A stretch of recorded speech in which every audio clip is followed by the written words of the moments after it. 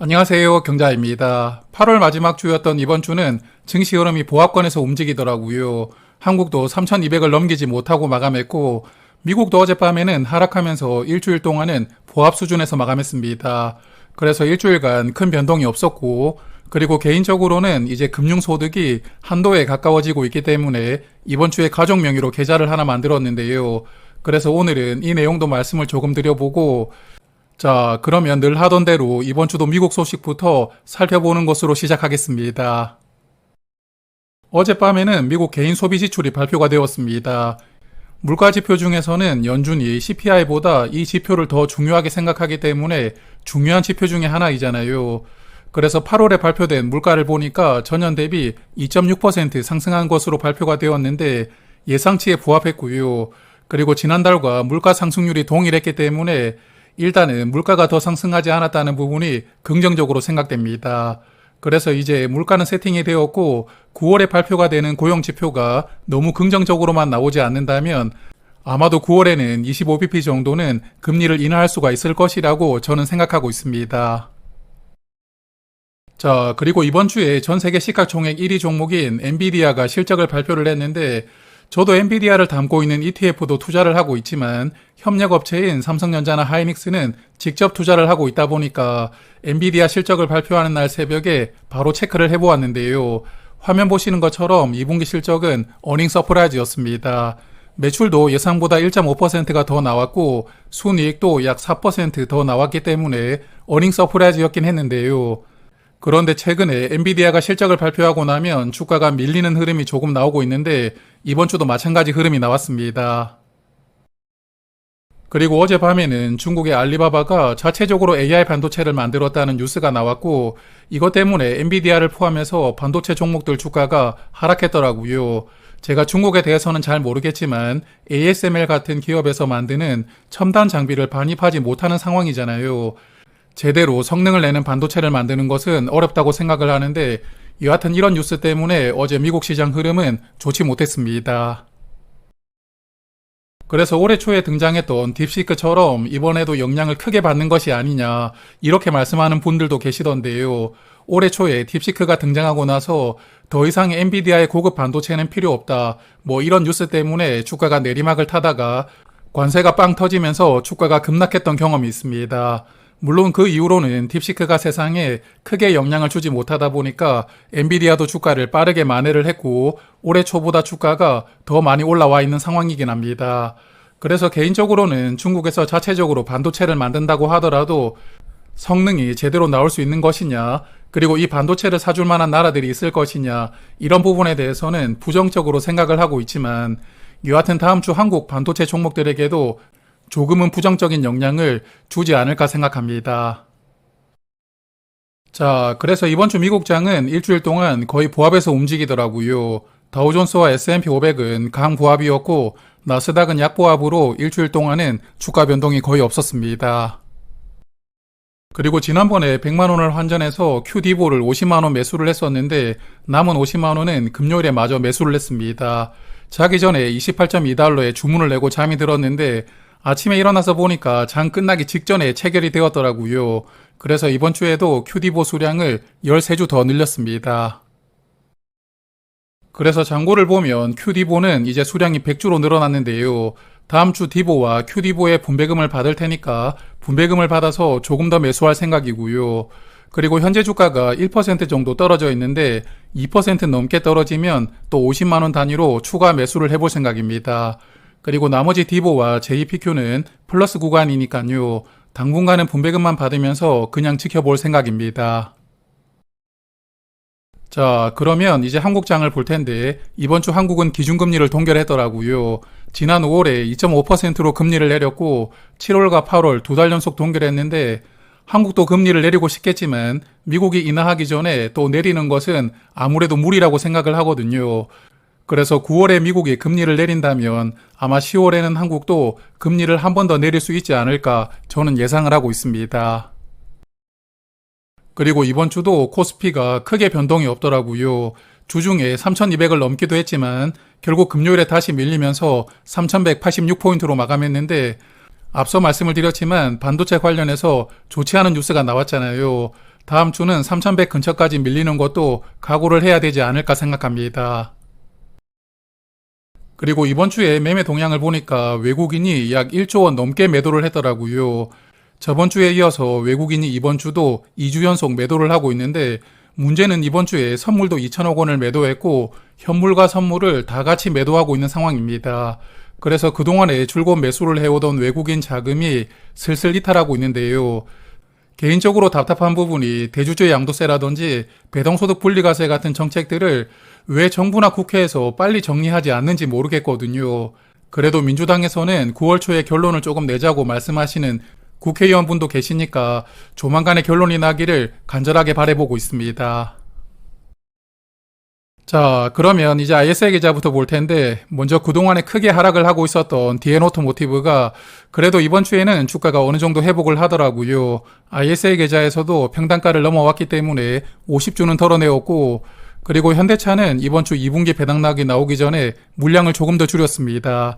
15주를 매도를 했고 매도한 돈은 파킹형 상품을 매수를 해두면서 현금 비중을 조금 더 늘려보았고요. 그래서 이번 주에 매매를 했던 두 종목을 간단하게 살펴보고 넘어가겠습니다. 그래서 먼저 현대차부터 말씀을 드리면 이번 주 수요일에 보유를 했다면 2분기 배당금을 받을 수가 있고 그래서 목요일에 배당락이 나왔습니다. 목요일과 금요일에 이틀 연속 하락하면서 배당금보다는 주가가 약간 더 빠져가지고 마감하더라고요. 그리고 지난 1분기 배당락 때는 주가가 거의 조정을 받지 않았고 다음 주부터 주가를 다시 밀어 올렸는데 그렇지만 여기 보시면 작년 4분기 배당락 때는 주가가 정말 크게 빠졌던 경험이 있습니다. 그래서 이번 배당락 이후에 주가 흐름이 어떻게 나올지는 아직은 모르겠지만 이제 ISA 계좌에서는 100주만 남겨두고 물량을 어느 정도는 정리를 했으니까요. 남겨둔 100주는 주가가 20만원 올 때까지 한번 잘 기다려 볼 생각입니다.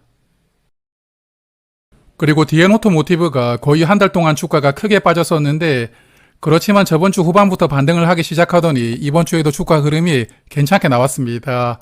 그래서 이번 주에 27,000원에 50주, 27,500원에 50주를 매도를 걸었었는데요. 아쉽게도 27,500원은 체결되지 않았더라고요.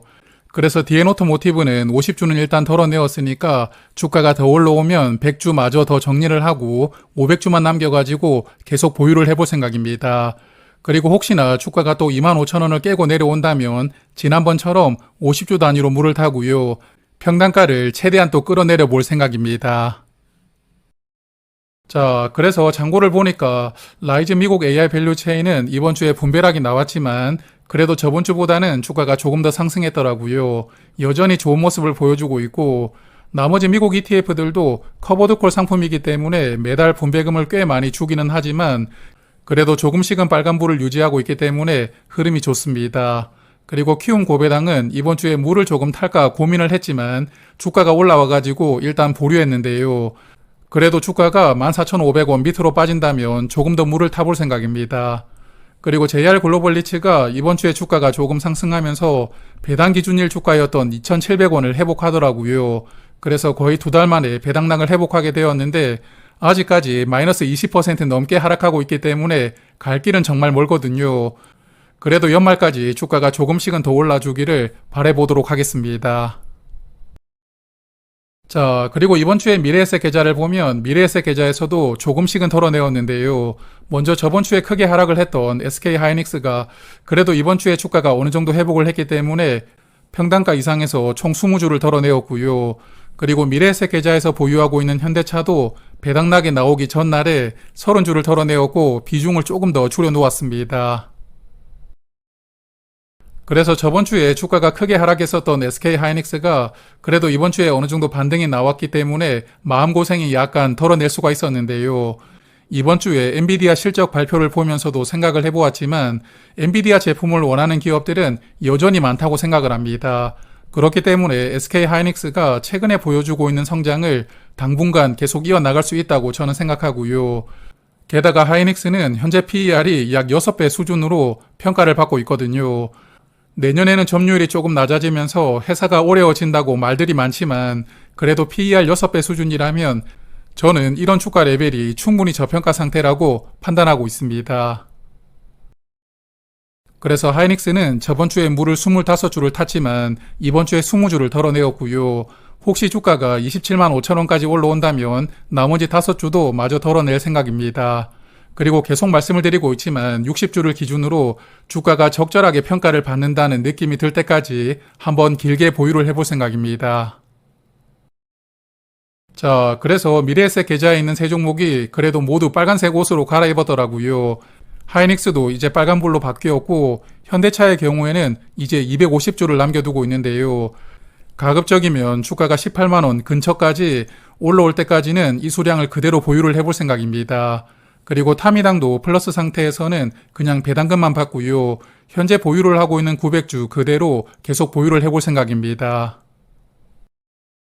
그리고 삼성전자 우선주를 보유한 계좌를 보니까 마음이 조금 아프더라고요. 주가가 저번 주보다 한 2,000원 내려와가지고 수익률이 또 10% 가까이 밀리고 있는데 저번 주까지는 그래도 잘 버텼던 것 같은데 다시 밀려가지고 수익률이 마이너스 10% 넘어가지 않을까 약간 걱정스럽기도 합니다.